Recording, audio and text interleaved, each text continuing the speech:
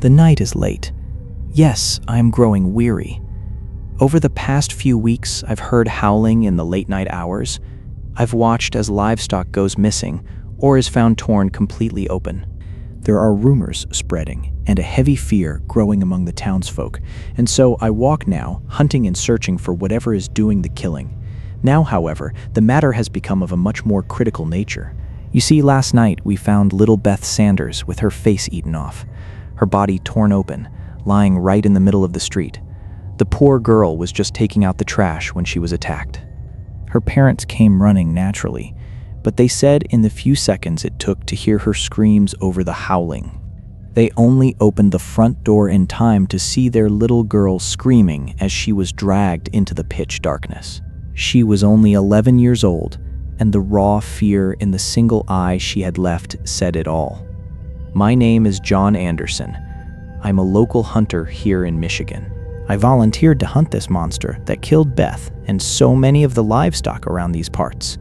In my search for this thing, I found evidence suggesting that it lives deep in the woods. I imagine Beth was only partially devoured because of all the ruckus the town made when she went screaming into the dark. This is all speculation, but since this thing started harassing our town, our livestock numbers have drastically dwindled. I don't know if it attacked Beth simply because she happened to be there, or if it did so out of a desperate necessity for food, but it was incredibly vicious. The local authorities are keeping an eye out tonight as well, but none of them have volunteered to join my hunt just yet.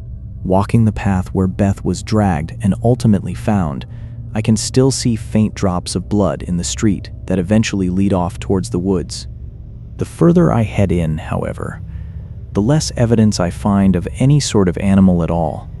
I spend an hour out here before I finally find some prints in the deep snow. They look like a dog's or a wolf's foot, but they appear to be heading back into town, and they look fresh. That's when I hear the distant sound of rapid gunfire and screaming. Quickly, I turn around and sprint back to town. By the time I reach the streets, however, there is blood everywhere, and abandoned sheriff's vehicles litter the roadways. I follow a heavy trail of blood into the darkened alleys of our small town. It isn't long before I come upon the body of a dead sheriff. Their insides are ripped open and torn through. It is Deputy Williams, a man who had been with the sheriff's office for 22 years. His body has been ripped completely in half, a look of pure horror frozen on his dead face. Jesus, I thought to myself, what the hell could have done this? Gunfire rings out further ahead, and I rush forward until I hear a low growling, then a loud howl followed by a woman's terrified screams. I arrive in time to see a blood trail that goes up the steps of the local bank before heading back down into the main street. There are bodies everywhere. Spent shell casings are just as numerous as the dead. Blood and internal organs are scattered across the asphalt. Men and women in sheriff's uniforms are strewn all over. I was in absolute shock and terror. Gazing at the side of one of the abandoned vehicles, I see massive, bloody claw marks torn deep into the metal. What the hell had done this, and why? It didn't make any sense. First, it was livestock, but now it seemed to be actively hunting humans. Whatever it was, it had a thirst for pure carnage. These past weeks had been terrifying, but this was on a whole new level. The sheriff's office was all we had around here. We aren't a big town, so there was no need for any other sort of law enforcement, and the nearest city police are a long way off. It seems now, however, that our local law enforcement is gone for good. I heard a door creak open, and Richard, one of the locals, stepped out. He asked the only question that made any sense: what the hell happened? Those were the only words he spoke, and I didn't really have an answer. I told him to go back inside, being half in a state of shock myself. I stood there, waiting.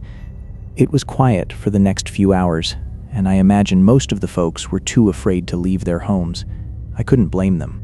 I waited until the sun rose before going door to door, trying to gather everyone to meet at the local church. Something had to be done, and it seemed we were entirely on our own now to handle this situation. I needed help. There was no way I felt comfortable taking this damn thing on by myself. Once we had the remaining locals inside the church, I had Jimmy lock and bar all the doors. This was unsettling to the townspeople, but I needed their undivided attention, and I didn't want to risk that thing trying to come for us. I motioned for everyone to quiet down. Then, I addressed them as best as I could. Listen up, folks. I understand y'all are scared, and rightfully so. I understand you have a lot of questions, and I simply do not have most of those answers. Before we get too deep into this conversation, I want to get one thing out of the way first. We need all women with children to leave the town before tonight. Pack light, keep your phones close, and we will inform you when it is safe to return. A loud uproar rang out, but once it died down, I continued. If you're a woman with no children and you have the ability to hunt, I'd like you to join me. The same goes for any and every man with a gun who is capable and willing to help me hunt this bastard down. I'm not sure what's out there, but it is extremely capable of killing. It started small with our livestock, but it has quickly turned on us. I believe the entire sheriff's department is dead, which makes us the only defense for our town. I won't force you to join me in my hunt, but I urge you to think about your town, those who have already fallen, and the possibility that this thing could move on to terrorize other families in neighboring towns. Think long and hard on that before making your decision. Those willing to stay and hunt with me, please remain here in the church. The rest of you, I wish you safe travels, and I pray for our safe return soon. A heavy silence fell over the room as we unlocked and unbarred the doors. A few minutes went by, and then most of the women and children went home, loaded up their cars, and began leaving the town. Ultimately, only 9 of us remained in the church, 7 men and 2 women. That was all that would be staying behind. I didn't blame those who left. In fact, I thought this would probably be a good thing, as it meant fewer potential fatalities. I didn't waste any time before speaking to the remaining group. All right, listen up. First, I'd like to say thank you to all of you. I know a lot is happening fast, but we need to keep our focus. We have to kill whatever the hell is out there murdering us. I'm thinking we stock up on ammunition and weapons from the local gun shop and the sheriff's office to bolster what we already have. Next, we need to take what's left of our livestock and use it as bait. I'd like to strategically place it so the thing has to move in a specific direction, leading it toward the old bank. We will split up into 2 teams and wait for the thing. The moment you see it coming for the livestock, you take your shot. I'm hoping we can kill it in an ambush, but be wary. This thing slaughtered our entire sheriff's department, and they had plenty of ammunition. If this thing somehow makes its way past the ambush and to the bank, I'll have a trap rigged to end it once and for all. We'll communicate via walkie-talkie, 1 for each of us. Stay safe out there, my friends. We'll begin dividing into teams now. Jack, Jimmy, Leanne, and August will make up Team 1. You all will wait up at the farm for the initial assault. Once the beast nestles in to feed on the livestock, fire upon it. Only do so from the hidden stands near the woods. You should be able to see the farm clearly through your rifle scopes. Once you've got the beast's attention, let out a deer call, and Team 2 will come out with a distraction. Team 2 will consist of Thomas, Darnell, Bob, and Nathan. As soon as you hear the signal, I want you all to turn on the sirens of the couple of abandoned sheriff's trucks you'll be waiting in halfway between the farm and the post office. Make sure to keep a safe distance from the thing. Once it gives chase, lead the beast into town and near the bank where I'll have the trap waiting. As soon as you hit the street just past the bank, shut off your sirens and lights and veer off in opposite directions. You are to circle back, pick up Team 1, and regroup at the church until further notice. Everyone seemed to understand the instructions, but there were a few questions about what I planned to do once the creature reached the bank. I informed them that I had placed several barrels of highly flammable and explosive material in the center of the street outside the bank. Once the creature got close while chasing Team 2, I'd fire a round into the barrels and hopefully light the monster up like Christmas. After explaining all this, everyone spent the rest of the day preparing. I wasn't sure if this would work, but it was the best plan I had. In truth, I hoped Phase 1 of the plan would be enough to take the beast down, but only time would tell. It didn't take long for night to fall. I was exhausted and weary from not sleeping the night before. I waited on the top floor of the bank, reflecting on the events. I pondered what I would do if this plan failed, or if anyone died as a result of it. I was set on killing this thing one way or another, and if the plan fell through, I probably wouldn't be alive to worry about the end result anyway. It was about 10 p.m. when I heard the sound of distant gunfire. Team 1 had made contact. After a minute or so, we heard the deer call over the radio. Sirens began to wail as Team 2's police SUVs sped in my direction. I checked in with Team 1, who said they were waiting for Team 2 to circle around, when suddenly a loud, static-filled screaming erupted over the radio. There was chaotic gunfire, soon followed by the sight of one of the sheriff's SUVs running straight into the explosive barrels I had laid out. A massive explosion roared, and fire engulfed the street as I heard the second SUV crash nearby. There's no way, I thought. I quickly fired around to distract the beast while I rushed downstairs and tried to get out into the street. To my horror, I saw a creature whose eyes glowed crimson in the dark. It was incredibly tall, standing on two muscular legs. It was lean, powerful, and featured the head of a wolf. It couldn't be. I thought clutched in the creature's teeth was Bob. He looked mortified as the thing's teeth sank into his torso and ripped him completely in half. There was blood and screams as the beast devoured most of Bob in a matter of seconds. Thomas kicked open the door of his crashed SUV, screaming and covered in fire from the exploded barrels. He was panicking, screaming about how Darnell was already dead, before he collapsed and continued to burn. I moved to help him, but it was clear it was already too late. I fired a few shots from my rifle at the beast, but it only seemed to piss the thing off.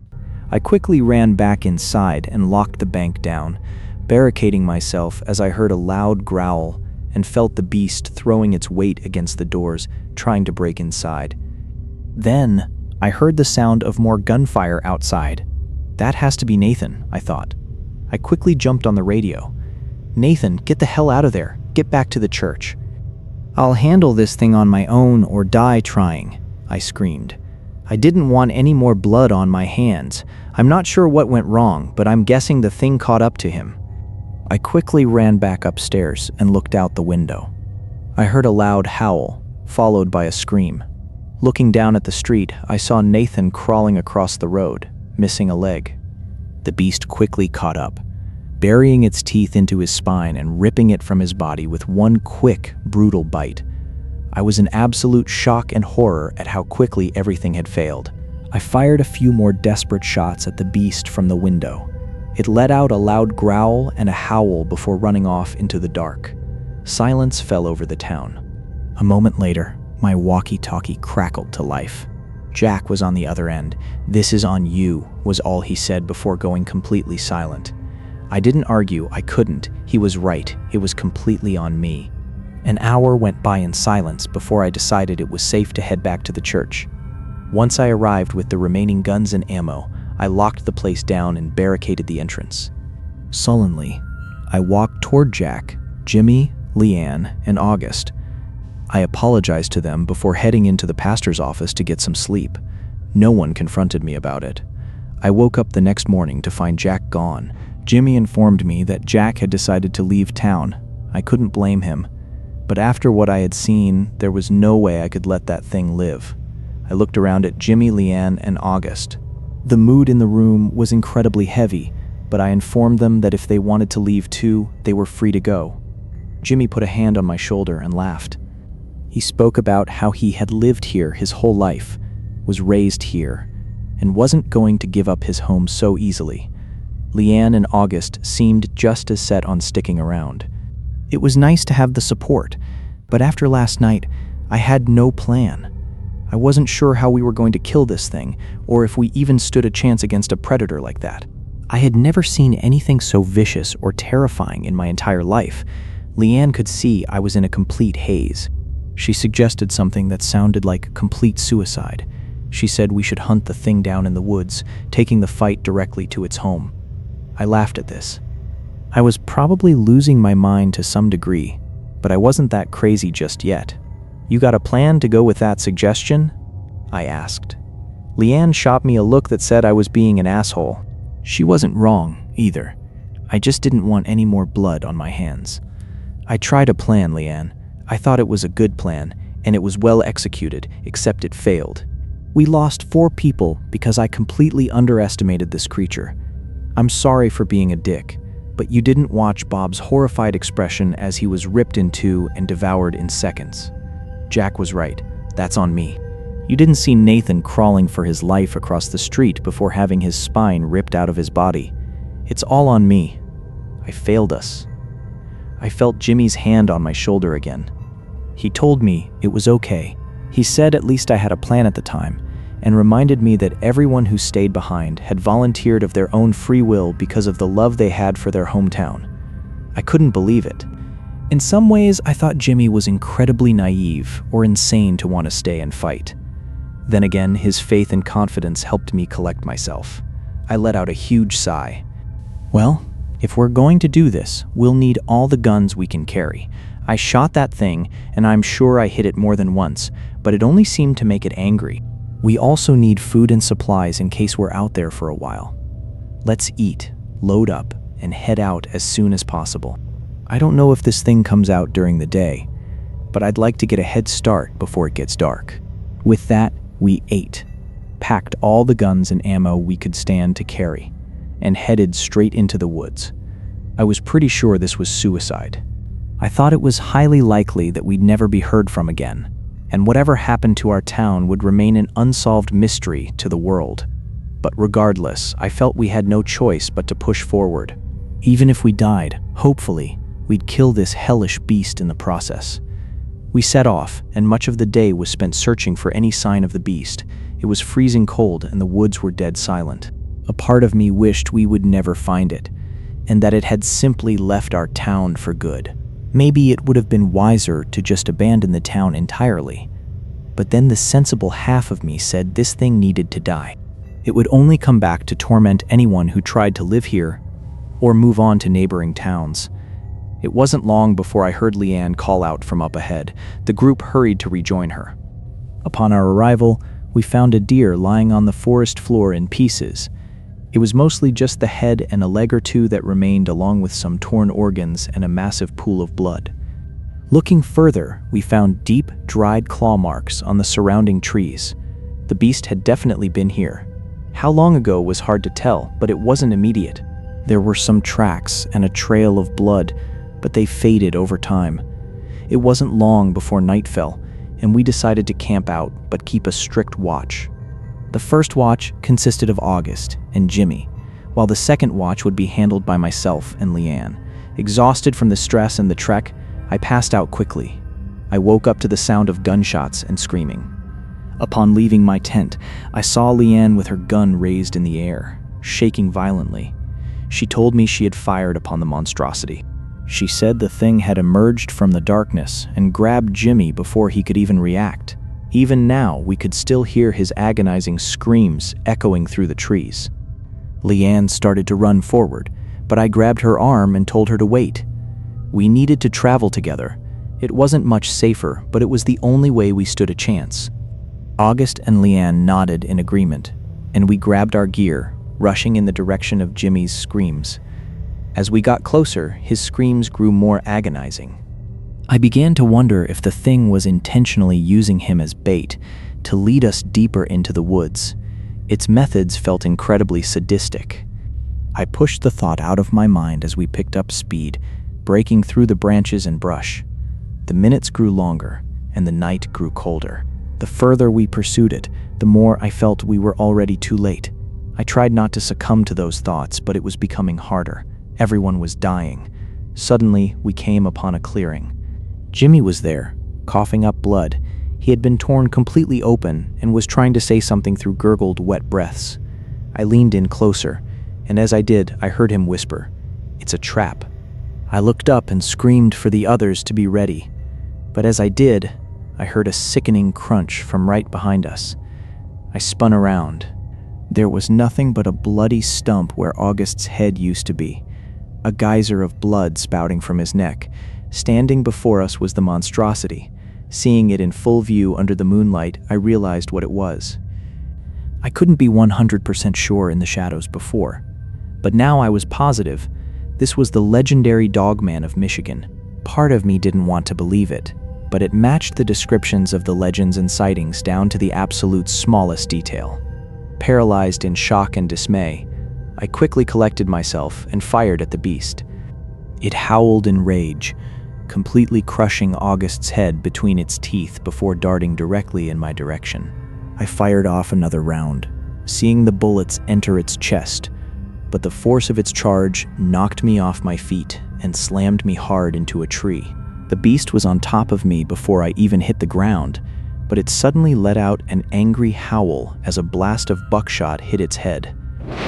It turned, leaping onto a shocked Leanne, who bravely stabbed it in the face several times with her knife while I scrambled up and fired a few more rounds into its side. The creature quickly grabbed Leanne and hurled her directly at me. We both collided and hit a tree, but when I looked up, the beast was gone. "Are you okay, Leanne?" I gasped. She nodded in immense pain as we both slowly stood up. I looked around, shaking in fear, as I reloaded my shotgun, staring in the direction the Dogman had fled. I couldn't believe this thing was real. If I hadn't seen it with my own eyes, I would have never believed it. It had killed so many of my friends and destroyed my hometown.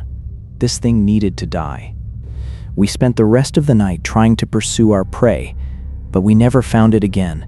By daybreak, we were exhausted and wanted nothing more than to sleep, but sleeping out here meant certain death. Stopping in a small clearing, we decided to eat and keep watch together. Watching her closely, I could tell Leanne was having the exact same thoughts I was. Maybe we shouldn't have kept pursuing the Dogman. Maybe we should have turned back and gone home. "You can go home or leave the state completely if you need to, Leanne," I said. Leanne looked at me, seemingly debating it, before shaking her head. "No, we need to kill this thing." We both stood up, extinguished our small campfire, and continued our search for signs of the nemesis of the woods. Eventually, we found what we were looking for: fresh claw marks on the trees leading straight ahead. Wary that it could be another trap, I told Leanne to be careful as we proceeded. Eventually, we reached a dark cave. Could this be it? The beast's lair. Slowly, I approached the entrance, motioning for Leanne to wait outside and be ready. Stepping inside, I saw bones scattered everywhere. Some belonged to animals, others were unmistakably human. Moving deeper into the darkness, I found only an empty dead end. There were still bones confirming this was indeed the thing's lair, but it wasn't currently inside. Suddenly, the sharp sound of gunfire rang out from behind me. I heard Leanne cussing loudly and screaming my name. I rushed back outside but saw nothing except Leanne. "What did you see?" I demanded. She told me she had seen the beast, but it had quickly darted her away into the thick brush when she fired at it. Realizing we were in the right place, I told Leanne that we should move away from the entrance and wait until nightfall, so we spent the remainder of the day waiting and preparing. I thought to myself about how this would end. It had to end tonight. We were running dangerously low on supplies, and I was not sure if this Dogman was going to let us just walk out of the woods to resupply anyway. By this point, the abandoned town might already be on the news. If anyone had passed through and saw the devastation, they likely would have called the state police. We probably should have done that ourselves, but I didn't want any more innocent blood on my conscience. As the sun began to set, I looked at Leanne. She doesn't need to die, I thought to myself, my fingers twirling a heavy object in my coat pocket. I stood up, loaded my gun, and headed straight toward the mouth of the cave. I could hear Leanne asking me where the hell I was going, but I kept walking. It was sunset when I approached the entrance. I fired a few loud shots deep inside the cave to draw the creature out. It didn't take long. 2 glowing red eyes appeared in the darkness, and soon, the massive beast stood before me. "You die tonight, you son of a bitch." I screamed. I charged forward, firing every shell in my shotgun. The thing was furious. It was about to leap directly onto me when a rifle bullet whizzed past my ear and struck its shoulder. "Leanne, go, run, now," I yelled. She kept firing, and the Dogman howled in pain before rushing toward her. I gave chase, pulling out my hunting knife and leaped directly onto the creature's back. I stabbed it repeatedly, feeling the monster thrash and howl as a few more of Leanne's shots landed in its chest. "Leave, Leanne. I'm going to end this," I screamed, pulling out and waving a heavy stick of dynamite I had kept in my pocket as an absolute last-ditch effort. I couldn't see Leanne's expression, but I heard her shouting over the noise, telling me I was crazy, begging me not to do it, but I didn't listen. I stabbed again and again into the back of the creature's neck until it violently threw me off. I had its undivided attention. I had lost my knife, but I still had my lighter. As I slowly backed into the narrow entryway of the cave, I flicked the flame and lit the fuse of the dynamite. I watched as the creature rushed headfirst towards me. I still couldn't believe any of this was real. I felt the creature's massive jaws buried deep into my shoulder. I felt the life rapidly draining from my body, the warmth of my own blood flowing over my chest. Oddly enough, it felt peaceful.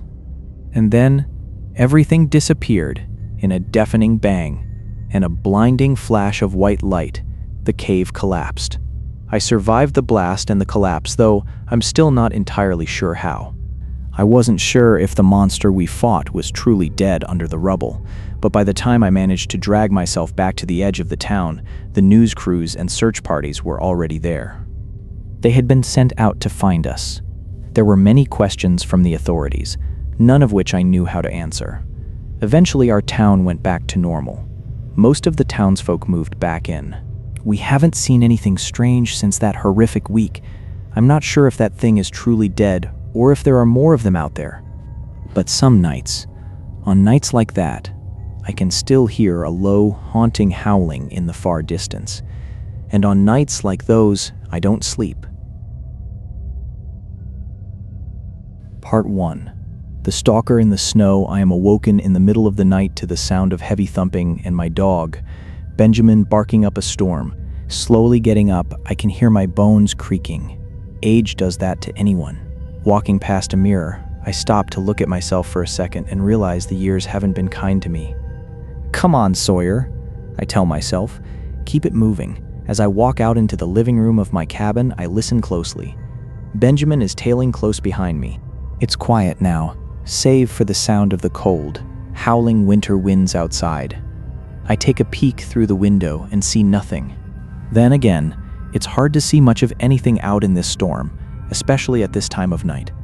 After a few minutes, I decide to walk back towards my bedroom and lay down again. The warmth of the blankets is incredibly welcoming and comforting. Winters are freezing out here in the forests and mountains of Washington. The cozy warmth of the bed makes an old soul like myself never want to get up. If God decided to take me right now, I'm quite sure I'd never even know I died. That's the level of comfort we are speaking of. Thump, thump. Benjamin goes wild with his barking again as I struggle to regain my bearings.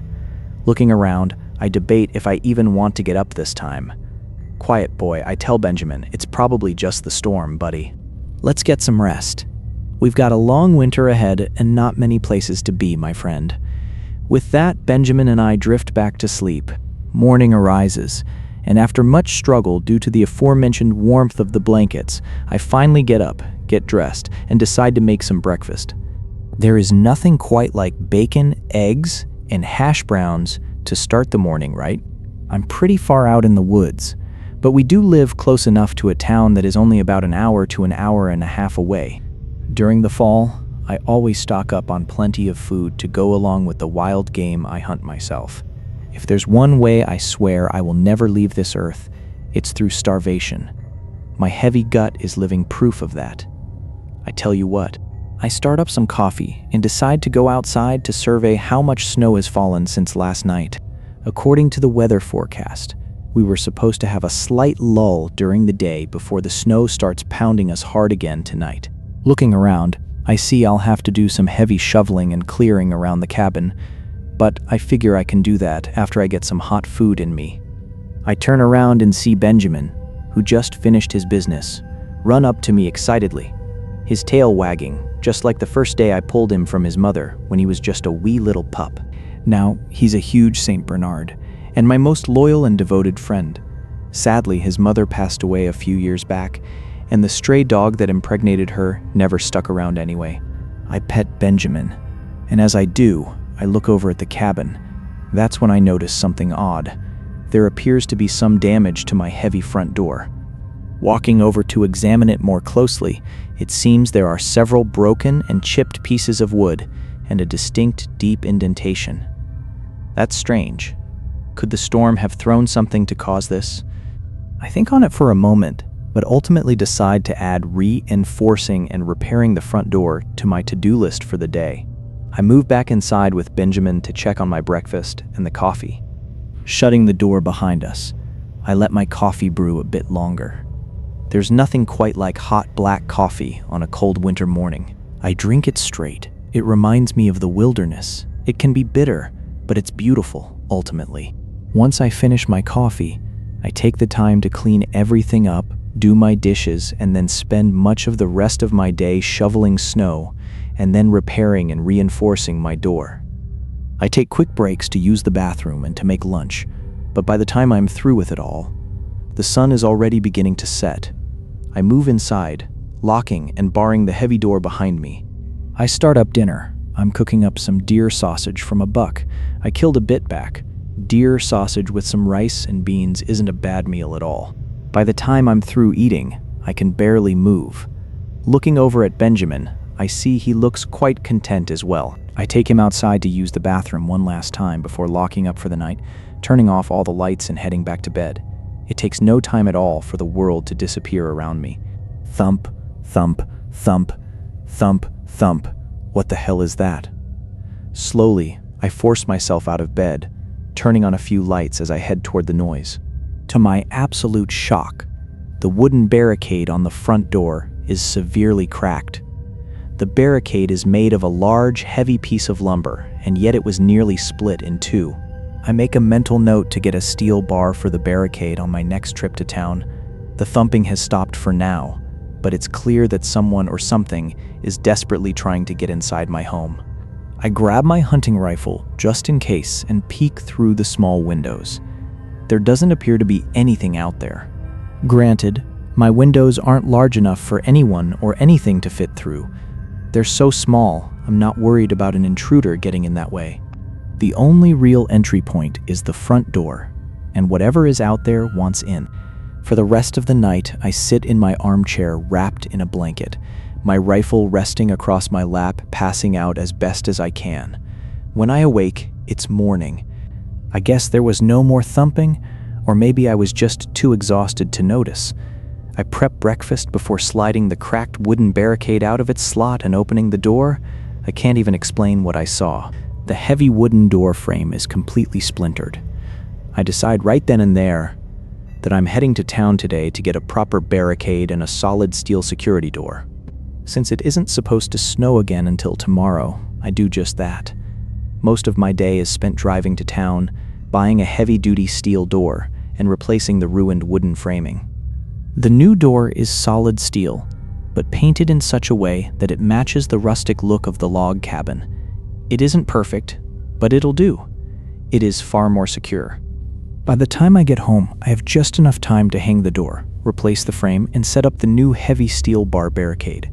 Soon after, I make dinner and take Benjamin out for his nightly business. As soon as that's over, I head straight to bed, carefully barring the door behind me.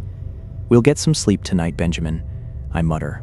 "One way or another, we'll get some damn sleep, because nothing is getting through that steel door." With that, I pass out, blissfully unaware of the world around me. The next morning, I awake well-rested, surprised to find that I wasn't awoken by any banging on my door. Perhaps whatever animal had been doing it simply gave up after the first couple of nights of failing to get in. I go through my normal morning routine, make breakfast, and then take Benjamin out for a long walk. After locking up the cabin, I let him do his business, and we play in the snow for a bit, enjoying the quiet solitude and the beautiful mountain view. It's nice out here. Occasionally, you'll get some wild animal aggressively trying to get into your home, but they're usually just hungry and rarely pose a real threat to your life. Sure, you hear stories of people whose homes get broken into by a bear or a wild boar raiding the fridge, but more often than not, those people survive and never experience anything like it again. At worst, they fix their doors, maybe get a gun, and that is that they live the rest of their lives in peace. I don't really blame a wild animal for wanting food, but generally, you aren't going to see a bear wandering around in the dead of winter. So, I'm quite perplexed as to what was massive and heavy enough to mess up my previous heavy wooden door. I try not to dwell on it though, because it'll only freak me out. I just continue to play with Benjamin for the rest of the afternoon. We head back inside that evening, because a massive winter storm is supposed to roll in tonight, and the forecast says it'll likely stay for the next week or so. I figure that means a lot of shoveling on my part, but I'm more than prepared for winters out here, seeing as I've lived in these woods for most of my life. It's hard to believe I used to dwell in the city when I was younger. I eventually got tired of the noise and society, and decided to move out here when I was around 25. Now, I'm 45, well-versed in wilderness living. My only real regret is that I didn't make the move sooner. Life is peaceful out here, for the most part. It's quite nice, and you never have to deal with people. Walking inside my cabin, I lock up and bar the steel door before cooking some dinner for myself and feeding Benjamin. I stay up for a while after doing the dishes, watching some TV, before finally turning out the lights around 10:00 p.m. and heading to bed. Thump, thump, thump. Benjamin, I think we have a guest again. What do you say we go greet him? Benjamin shoots up out of his dog bed, already on edge, as the violent thumping continues at the door. I grab my hunting rifle and head out into the living room. I still can't see anything through my small windows, so I look through the door's peephole. It's pitch black outside, and at first, there doesn't appear to be anything there. But as I kept staring, a massive, unblinking eye suddenly filled the entire view of the peephole. It caught me completely by surprise, making me jump back in shock. This was immediately followed by another loud, persistent thumping that shook the steel door in its frame. Once I got over the initial surprise, I pounded back on the steel door with the butt of my rifle, getting sick and tired of being awoken in the middle of the night. I yelled at whatever was standing on my porch, "Listen here. I'm tired, I'm cranky, and I'm sick of waking up in the middle of the night. You can bang all you want, but you won't be getting through this steel door." There was a sudden heavy silence. Benjamin remained tense, growling softly as we waited to hear a response. After a few minutes of absolute quiet, we thought maybe I had successfully scared the thing off. Still, to be safe, I waited in the living room for another hour. Nothing. Finally, we went back to bed, and I passed out. I was suddenly shot out of bed, running for the front door at the deafening sound of metal crushing and my truck's security alarm blaring through the night. I looked out the window, but I couldn't see well through the heavy, swirling snow. A few seconds went by, and then, to my absolute horror, I saw my pickup truck literally flying through the air towards the side of my cabin. I threw myself backward onto the floor a split second before the truck impacted the outer wall. The entire cabin shook violently on its foundations. Benjamin barked like mad as I scrambled back to my feet. Shards of glass from the shattered windows littered the floor. Holding my rifle up, I looked through the scope out the broken window, but saw nothing but white snow. I wanted to go outside, but my survival instinct told me it was best not to. Whatever had destroyed my truck had thrown a multi-ton vehicle with enough force to smash it into the side of my cabin. I had never encountered any sort of animal capable of such a feat of strength. Based on the size of the eye I had seen in the peephole, whatever was out there couldn't be human or any normal animal at all. I quickly pulled out my phone and dialed the police. As I was waiting on the line for dispatch, a loud, terrifying howl echoed from the trees.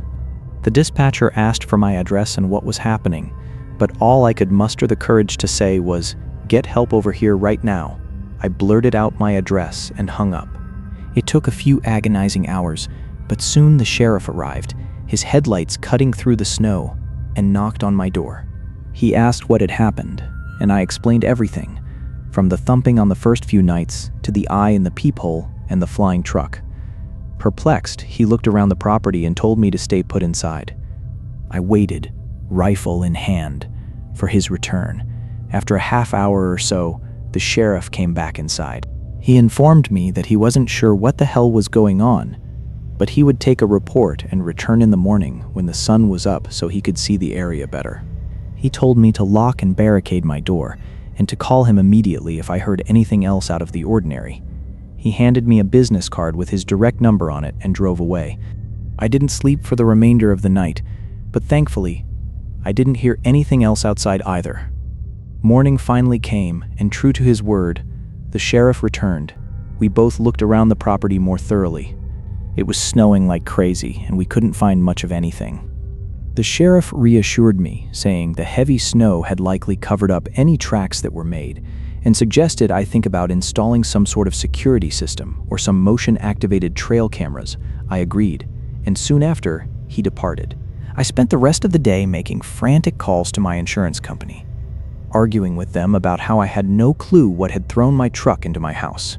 I also boarded up the broken windows and made temporary repairs to the side of my cabin. After having the mangled truck towed away, I pulled my four-wheeler out of the shed and headed into town to buy some high-quality trail cameras. By the time I returned, night was falling fast. I quickly installed and tested the cameras, let Benjamin go to the bathroom, locked my ATV back in the shed, and went inside. I made dinner and tried to relax as best as I could, but I was extremely shaken by the events of the previous nights. I kept my rifle within arm's reach at all times. Every now and then, I found myself peeking through the peephole, but I saw nothing. I had barricaded the windows tightly to keep the freezing wind and snow out. The night was long, and every little creak of the cabin had me up, checking the locks. I was exhausted, but I couldn't bring myself to sleep. I was sure that whatever was out there would be back, if not tonight, then tomorrow night. Sure as shit, just as I started to doze off, a loud, violent thumping rattled my front door. I got up and slammed my hand against the steel. "Go away. If you don't, I'll shoot you myself," I screamed. A terrifying howl answered me, followed by an even louder thud that made my floorboards shake. I held my rifle aimed straight at the door, waiting. I heard two more heavy thuds, followed by another loud howl, before everything went completely silent again. The thought crossed my mind to call the sheriff, but since things had fallen quiet and the steel door was holding strong, I decided against it. I was scared, for sure, but I wasn't in immediate danger as long as that barricade held. It was about 400 in the morning. I made some coffee and sat with Benjamin, waiting for daylight to come. Once the sun crested over the mountains and it was bright enough, I unlocked the door and headed out with Benjamin to check the door and the trail cameras. Aside from a fresh indentation in the steel, the door frame seemed undamaged. I went to check the cameras next. Looking over the digital footage on my laptop, I was deeply disturbed. The cameras had captured photos of something massive. It looked to be about 9 feet tall, throwing its massive shoulder directly into my door before slinking away last night. I was in absolute shock. The creature clearly stood on 2 legs, but the resolution was too blurry in the heavy snow to tell what it actually was. I walked in the direction the creature had retreated, trying to follow the tracks, but the fresh snowfall made it impossible. I decided to head back to town on my four-wheeler to pick up even more cameras to place around the cabin itself. Soon after returning, I set them up in elevated positions where I would get a much better, clearer view of the thing if it returned. I spent the rest of the daylight working on repairing the side of my cabin. It was slow going, but it was coming along. Night came once again. Benjamin and I headed inside. I made dinner for us both and locked and barred the steel door behind us. I prayed that, by some miracle, I'd get some real rest tonight. To my surprise, I did. I didn't hear a single sound outside except for the falling snow. When morning came, I felt refreshed and a little better. I received a follow-up call from the sheriff. I informed him that I was okay and explained that I had installed the cameras as he suggested. I told him I had caught something bizarre on the footage and invited him over to see it. The sheriff came by, and we reviewed the blurry footage on my laptop. After a long silence, the sheriff suggested something incredibly odd. He said he didn't normally jump to such far-fetched conclusions, but he believed there was a chance the creature could be a Bigfoot. I laughed at first, thinking he was joking, until I noticed the deadpan look on his face. "You can't be serious, right, Sheriff?" The sheriff nodded seriously. He told me he had seen some incredibly strange things during his long career in the deep woods of Washington. He had investigated other claims of strange, unexplained happenings that went completely unsolved. He had seen massive, unidentifiable tracks before, and he was absolutely convinced Bigfoot existed. I wanted to laugh, but the seriousness of the situation stopped me. "Well, what the hell am I supposed to do about this if you're right, Sheriff?"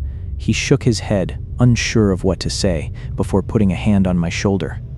He told me to install the rest of my cameras, double-check my locks and reinforcements, and keep my gun close at all times. "If this thing is as aggressive as it seems, you're going to need all the help you can get," he warned.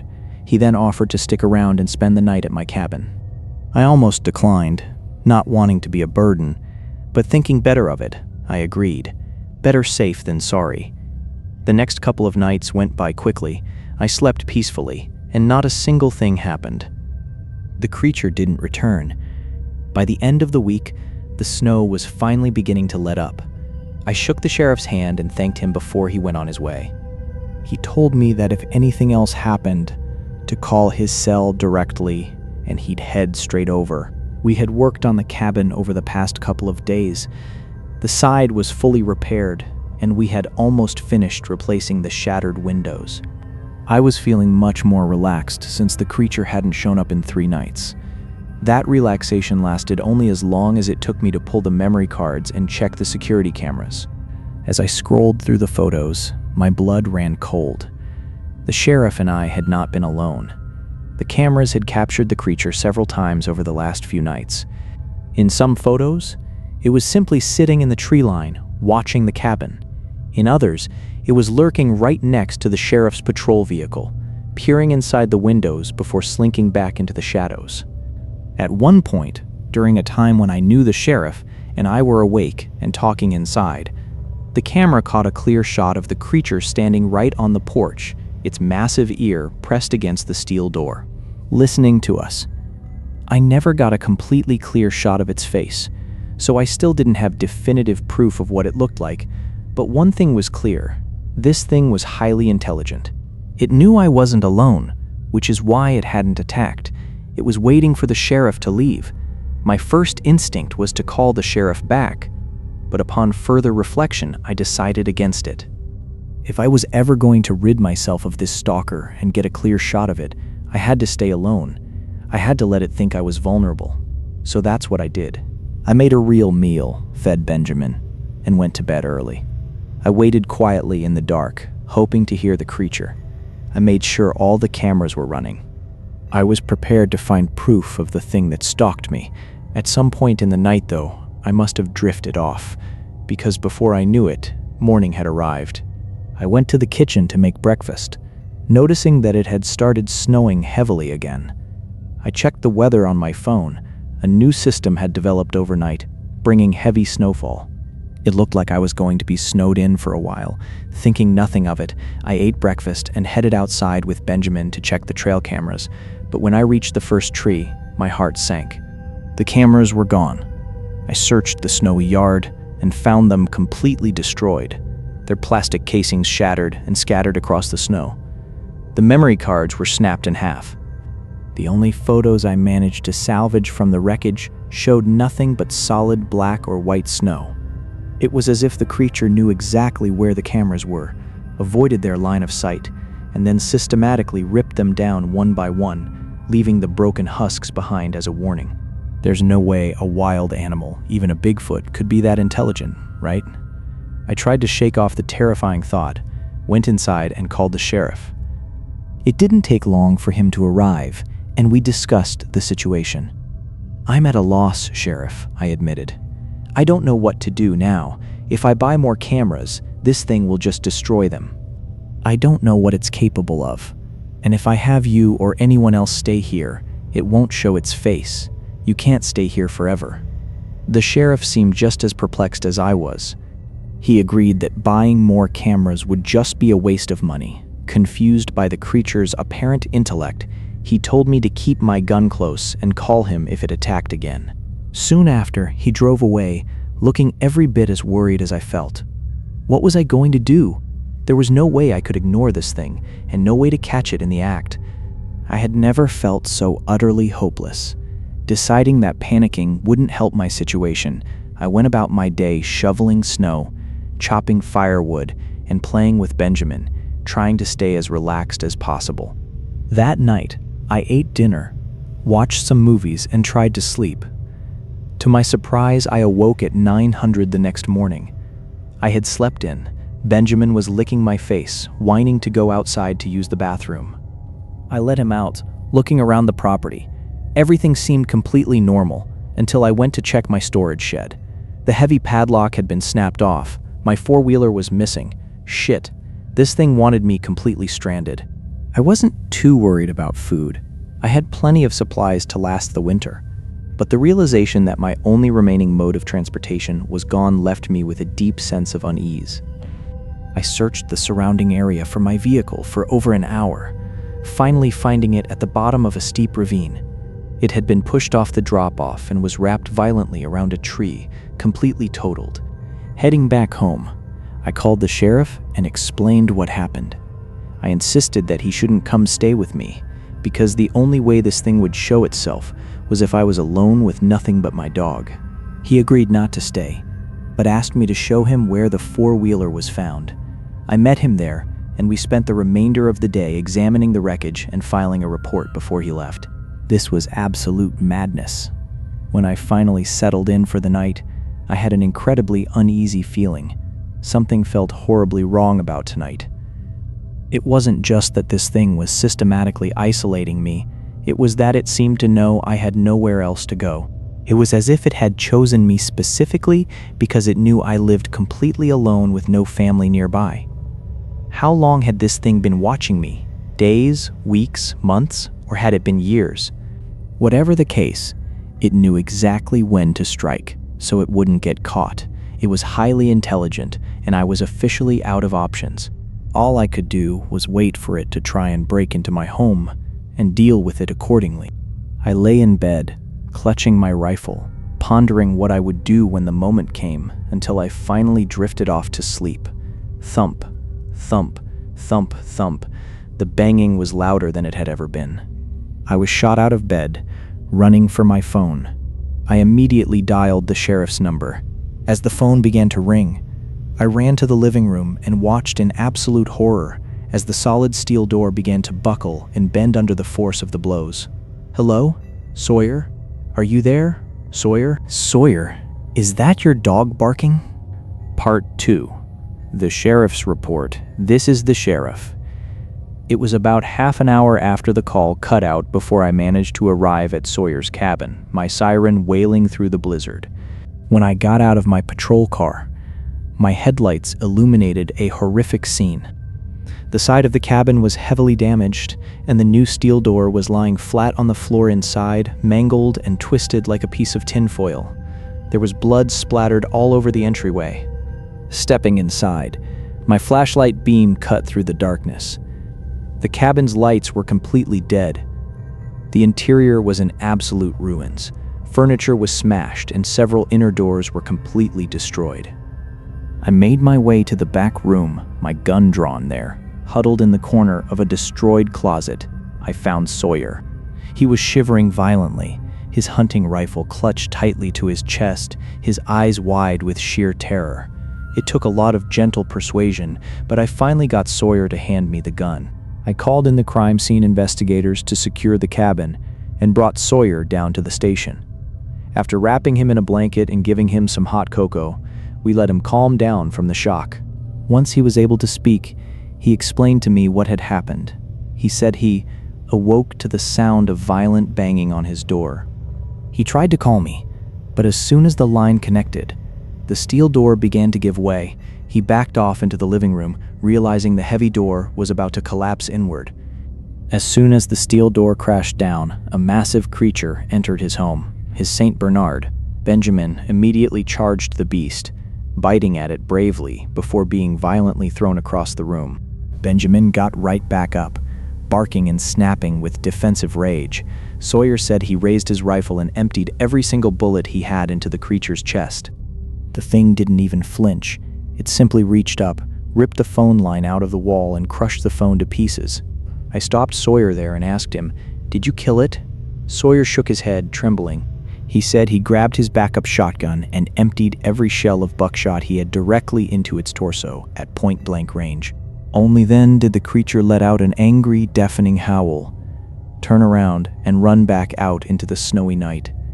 Sawyer is absolutely convinced that his stalker is still alive and well out in those woods. We staged a few more stakeouts around the property, and per his wishes, I left him alone for several nights after. Days turned into weeks, and weeks turned into months. There was never another peep, nor another harassment from the creature again. Sawyer and I became close friends, prompted by our shared involvement in this bizarre, terrifying case. He still suffers from severe PTSD to this day from the events of that winter. However, he has completely repaired his cabin and continues to live there alone in the exact same spot.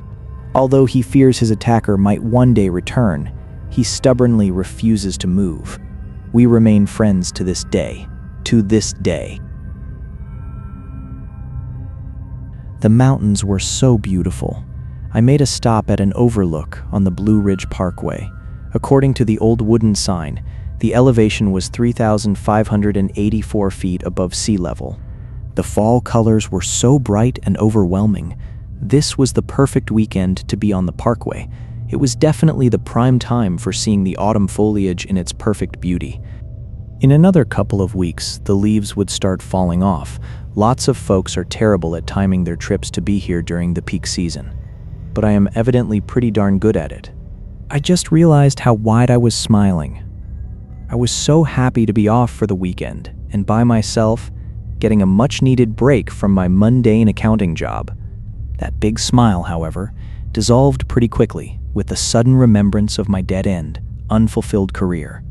I took one last look, hopped into my car, and checked the GPS for the distance to my cabin rental for the weekend. It was just a few more miles down the road.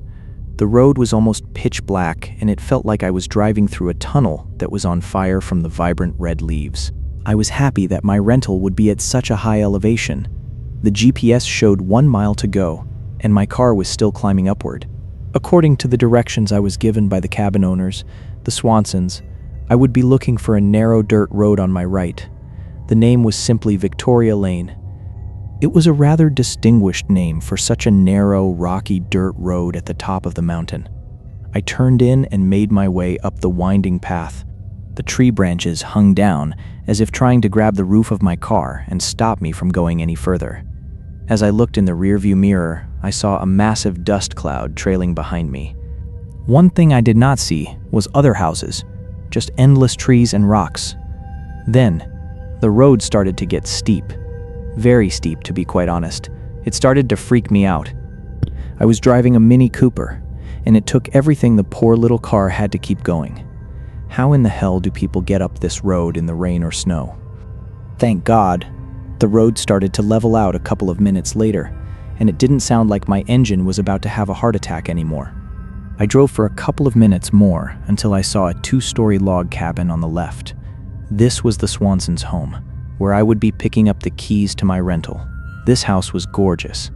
It looked like something that would be featured on the cover of a mountain scenery calendar. These folks had to be absolutely loaded. I pulled into the driveway and got out of the car. The Mini looked visibly relieved that it was finally going to be able to rest. I chuckled as I parked my little car in the neighborhood. Yep, these people were definitely loaded. There was a newer model Range Rover in the garage and a sleek Tesla parked right alongside it. I was not sure what these folks did for a living, but business was evidently very good. I was met at the front door before I even knocked by a middle-aged woman with blonde hair and a very petite figure. She gave me a smile that appeared to be highly forced, but I didn't really care. I wasn't here to make friends. I was just here to get my cabin key. "Mr. Smith, I presume?" the woman said solemnly. "Yes. You have a beautiful home. Thank you for renting out your cabin to me," I said. "The house is too large and is more trouble than it's worth. she said in a very sorrowful voice. I thought it was a rather weird statement, but I shrugged it off. Well, I'm certainly impressed with it, I said quickly. Here are your keys. The cabin is up the road. Enjoy your stay, she said, and shut the door quickly. I turned around and mumbled, good talk. As I got back into my car, I drove down the cement driveway back to Victoria Lane. The road curved around the back of the house, which was just as immaculate as the front. There was a very impressive pool and a pool house out back. The pool house alone would put a lot of people's real houses to shame. The road started to get steep again. I shifted the car into low gear, and the Mini huffed and puffed for a little while longer until I came upon a clearing. I saw the rental cabin up on the left. This cabin was even more beautiful than the pictures online. It was basically a smaller version of the owner's home. I saw a man in the yard trimming the hedges. He looked middle-aged as well, so I assumed he was Mr. Swanson. He didn't seem to notice me driving up, or perhaps he just didn't give a damn. Hey there, one hell of a place you have out here. Gorgeous, I said to the man, but his back remained turned, and he didn't respond at all. I grabbed my suitcase and walked up the wooden steps to the porch. I unlocked the door and placed my suitcase inside. I turned around to offer a second attempt at conversation with the man, but then I heard a motor starting. He was driving off on a John Deere Gator utility vehicle without looking my way whatsoever. Geez, whatever happened to good old Southern hospitality? I shrugged, went into the house, and looked around. It was spotless, looking like something straight out of a Pottery Barn catalog. They had definitely spared no expense on the furniture and decorations. The cabin had a very pleasant woody aroma and a nice potpourri scent, not too strong, just right. I went into the bedroom and fell face first onto the incredibly comfortable king-size bed. I was worn out from the long ride and decided to take a short nap. I had almost drifted off to sleep when I heard a knock on the door. I was startled, as I was almost asleep and shouldn't have been expecting any visitors.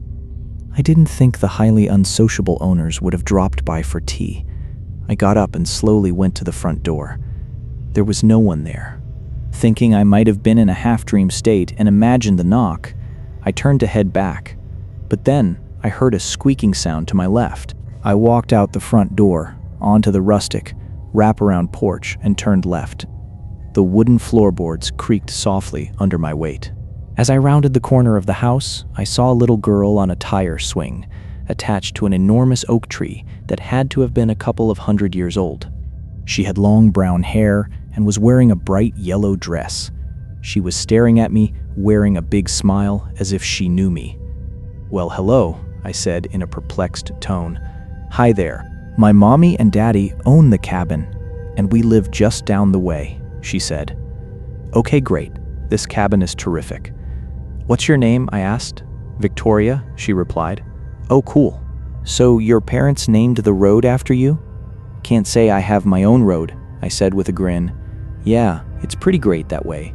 I never forget my address, she said with a giggle. The little girl appeared to be about 8 or 9 years old. I didn't ask her exact age, thinking it might sound a little too creepy. Do your mom and dad know you're up here? I asked. Yeah, I spend a lot of time outside, and I love this swing. There's a path right there that goes directly to my house. You should check it out sometime. My dad even built me a treehouse down that way. I squinted and strained to see in the bright sunlight. Yep, I think I see the path over there. Sure, I'll check it out before I leave. I always wanted a treehouse when I was little, but I never got one. Definitely one of the drawbacks of growing up in the city. I said, Well, it was nice to meet you, Victoria. I'm going to head inside for a nap. I'm rather pooped from the long drive. Yes, sir. Nice meeting you too. She waved and continued to swing as I turned to go back into the house. I headed back into the bedroom, still hearing the rhythmic squeaking of the swing outside. I opened up the bedroom window to let in some fresh mountain air, lay back down, and drifted to sleep. A sudden knock at the door jolted me awake. It was dark outside. I glanced at the glowing red numbers on the bedside clock. 9:30 p.m. Another knock came. Who's there? I called out as I slowly dragged myself out of bed and headed to the front door. I glanced through the window curtain and saw Victoria smiling at me, holding a wicker basket. "Hey, Victoria," I said, opening the door. "It's kind of late. What's up? Do your mom and dad know you're up here?" I thought it was incredibly odd for a young girl to be out alone at this time of night. "Yes, sir. They know. They sent me up here to give you this," she said excitedly. She handed me a wooden basket containing a warm linen cloth wrapped around something. A delicious aroma wafted from it. I slowly unwrapped the mystery object. It was a batch of fresh chocolate chip cookies. "Wow, cookies. And they're still hot," I said. "Yep, I helped Mommy bake them myself. We always bake a batch for new guests. I'm sorry we didn't get them up here sooner. Well, good night." "It's my bedtime, and Mommy told me to hurry back." She smiled and ran off into the darkness incredibly fast. "Thank you, and please tell your mom thank you for me," I yelled as she disappeared into the night. I went back into the cabin, sat down on the sofa, and placed the basket on my lap. I flipped on the TV, loaded up Netflix, found Doctor Who, and started shoving cookies into my mouth. "Damn, these are good," I mumbled to myself as I ravenously devoured them. Before I knew it, I had eaten every single cookie in the basket. I watched the show for a couple of hours before dozing off on the couch. I woke up at about 6 a.m. the next morning and decided to get an early start, planning to head to Grandfather Mountain for a day of hiking. I got dressed, headed out the door, and got into my car. I drove down the steep gravel road, riding the brakes due to the sharp grade. I glanced over at the Swansons' home, but there didn't seem to be any activity yet, which made sense for an early Saturday morning. As I rounded the last turn before reaching the main highway, I suddenly slammed on my brakes. There was a little girl lying on the dirt road next to a pink bicycle. It was Victoria. I jumped out of the car and sprinted over to her. She was crying. Her jeans were ripped at the knee and she was bleeding heavily. "Victoria, are you okay?" I exclaimed. "Yeah, I think so." "I just cut my knee, and it's bleeding pretty bad," she said between painful sobs. It was a deep, nasty gash. Blood was flowing down her leg like lava pouring out of a volcano. "We need to put some pressure on it. Let me get something out of my car," I said. Back home, I was a volunteer firefighter and had my EMT certification, so I knew a thing or two about first aid. As I went to stand up, she stopped me. "We can just use my sweatshirt. It's old and worn out. No biggie," she said, untying a white Hello Kitty sweatshirt from around her waist and handing it to me. I promptly folded the sweatshirt, placed it on her knee, and applied firm pressure. She let out a small cry of pain. The cut was indeed deep. She was definitely going to need stitches. "We need to get you back to your mom," I said, looking at her pink bike and then back at her. "Listen, I have a bike rack on the back of my car. I'm going to load your bike on there, and then we'll drive up to your house. Put your hand here and keep holding pressure until it stops bleeding, okay?" I spoke quickly but calmly to keep her from getting any more upset. I stood up, picked up the little pink bike, walked to the back of my car, and latched it onto the rack. Afterward, I walked back around the car to help Victoria. She was gone. Only her bloody Hello Kitty sweatshirt remained on the dirt road. I looked around frantically, yelling her name, but there was no response. It was like she had vanished into thin air. It hadn't taken me more than a minute to attach her bike to my car. She couldn't have had enough time to walk anywhere, let alone run, without me noticing. This was insane. Where was she? I pulled out my cell phone, searched my emails for the Swansons' phone number, and dialed. It rang 3 times before a woman answered. "Hi, Mrs. Swanson. This is the renter, Terry Smith. As I was driving out today, I found Victoria in the road. She had fallen off her bike. She is mostly fine, but she has a deep cut on her knee. She was putting pressure on it, but while I was attaching her bike to my car rack, she ran off. Is she back at the house by any chance?" I asked, out of breath. "Victoria?" The woman whispered. There was a long, chilling pause. Then the line went dead. "This is freaking weird," I muttered to myself. I called out Victoria's name a few more times, but there was still no answer. I walked to both sides of the road, peering deep into the woods, but she wasn't there. Why wasn't she answering me? She couldn't have gone far. Why would she just run off? It hit me that she might have left a blood trail, given how heavily her knee was gushing. I looked all over the dirt road and the brush, but saw absolutely nothing. No footprints, no blood. I got back into the car, threw her bloody sweatshirt onto the back seat, and proceeded to do a 3-point turn in the road to head back up to the main house. Just as I started back up the hill, I heard the wail of a siren. I stayed put, looking in my rearview mirror. A sheriff's deputy cruiser pulled onto the dirt road behind me. The deputy bolted out of his car with his weapon drawn, screaming for me to get out of my vehicle with my hands up. He was a very large, muscular officer wearing sunglasses, but all I could focus on was the barrel of the handgun pointed straight at my chest. I was in complete shock. I had no idea what was happening. As I stepped out of the car, the Swanson's Range Rover came speeding down the road from the opposite direction, kicking up dirt. "What the heck is going on?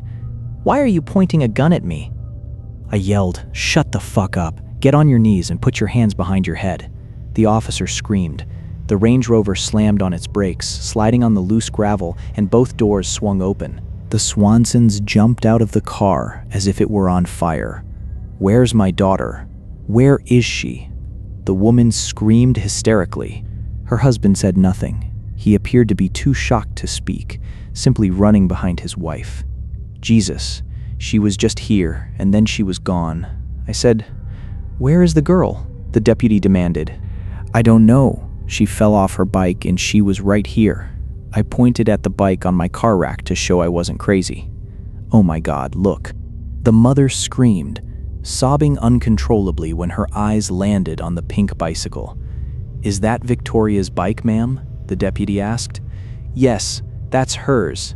This monster has her," she cried, pointing at me. "Have her?" "What the heck are you talking about? I don't have her." I stopped to help her. "That is all. She can't be far," I pleaded. The deputy went over to my car, looking through the windows. He opened the back door, saw the back seat, and immediately spoke into his radio. "I need backup at my location now," he said quickly. Then he turned to the mother, holding something up. "Ma'am, is this your daughter's sweatshirt?" He was holding the white Hello Kitty sweatshirt, now heavily stained with blood from Victoria's knee. The mother's eyes went wide. She turned completely pale and fell to her knees. Yes, that was what she was wearing when she went missing. "Oh my God, is that blood on it?" She suddenly charged at me, screaming, "What have you done to my little girl?" "What have you done?" The deputy pulled her off me, and she collapsed back onto the ground, sobbing hysterically. Her husband fell to his knees beside her, cradling her. They were utterly distraught. I couldn't blame them, but I had absolutely no idea what was happening. The husband was staring at me as if he had just seen a ghost. "I didn't do anything to Victoria. This is ridiculous." I yelled, sweating profusely and shaking in disbelief. I was on the verge of hyperventilating. The deputy violently pulled my arms behind my back, handcuffed me, and threw me into the back of his cruiser, my head slamming hard against the roof. More police cars arrived shortly after, sirens wailing, as officers began scouring the woods. All I could do was shake my head and stare at the floor of the cruiser, desperately trying to wake up from this living nightmare. Another officer came, opened the door, and questioned me. I explained everything exactly as it happened: the tire swing, the cookies last night, the bicycle accident this morning. They just looked at me as if I were completely insane. Maybe I was? I just kept repeating over and over that I hadn't done anything to her, that she was somewhere in the woods, and that they could just ask her themselves when they found her. Then, the officer made a statement that burned itself into my brain, a statement that will never leave me. "Sir, Victoria has been missing for 6 months. That's impossible. She was here. I saw her yesterday, last night, and this morning. I'm not crazy." I screamed, holding back tears and vomit. "Be that as it may, sir, you are under arrest for the kidnapping of Victoria Swanson, and God only knows what else. You're going to tell us where she is," the deputy said coldly.